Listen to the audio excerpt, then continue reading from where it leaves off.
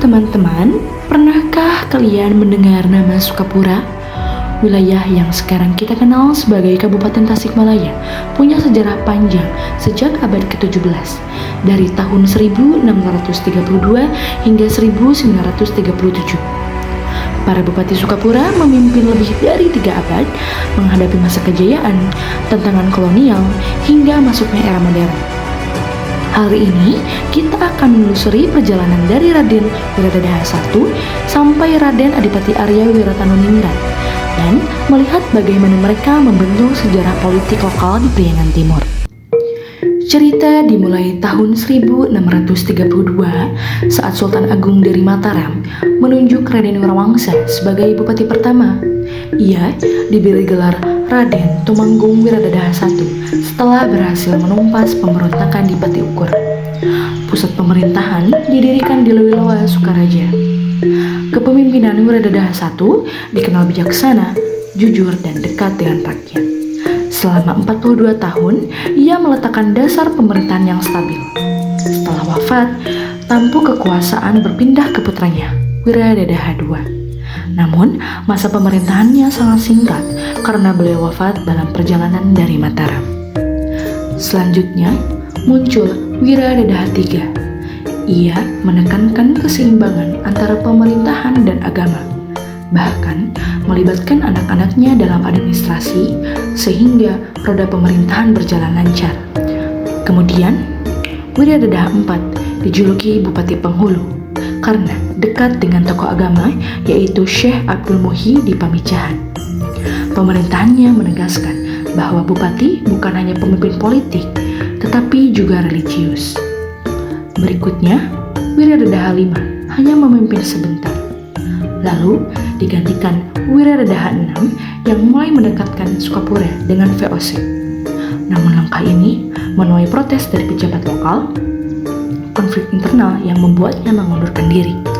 Putranya, Wiradadaha VII, diangkat menjadi bupati termuda berumur 18 tahun. Meski masih terbilang muda, ia mampu menunjukkan kecerdasan politik hingga mendapat gelar Adipati dari Belanda. Memasuki abad ke-19, muncul sosok besar Wiradadaha VIII. Beliau berani menolak kebijakan Belanda yang memaksa rakyat menanam nila. Akibatnya, ia sempat diturunkan dan Sukapura digabung ke Kabupaten Limbangan. Namun, berkat dukungan rakyat, ia kembali diangkat. Wiradadaha VIII juga memindahkan ibu kota ke Mananjaya pada tahun 1832 serta membangun Masjid Agung Mananjaya. Keberanian dan kebijaksanaannya membuatnya dihormati rakyat.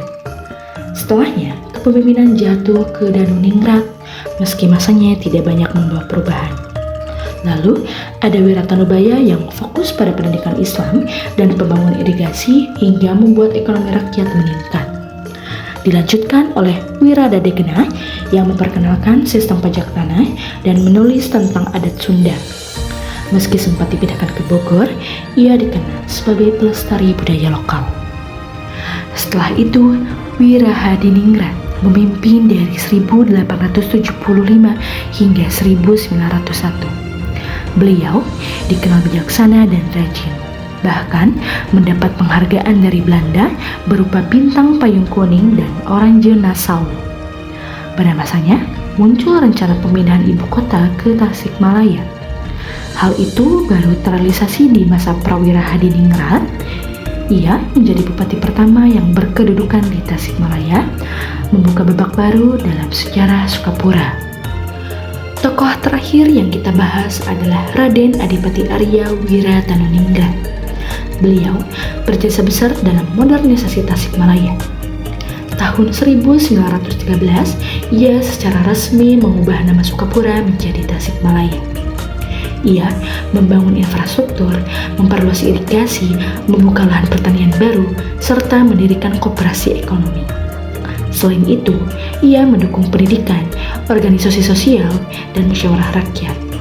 Karena jasanya, Wiratanuninggrat dijuluki Bupati Pembangunan Tasikmalaya.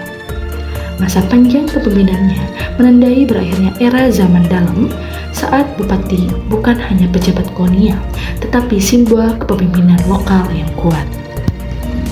Dari perjalanan panjang hampir 3 abad ini, kita melihat bahwa kepemimpinan Bupati Sukapura selalu dipengaruhi oleh dua hal, yakni tradisi lokal dan tekanan kolonial. Ada bupati yang menekankan agama, ada yang berani menentang Belanda, ada pula yang membawa pembangunan modern. Semua jejak mereka membentuk identitas Tasikmalaya yang kita kenal sekarang. Semoga cerita ini mengingatkan kita akan pentingnya memahami sejarah lokal, karena dari situlah lahir nilai kepemimpinan, keberanian, dan perjuangan untuk rakyat. Terima kasih sudah menonton, jangan lupa like, comment, dan subscribe.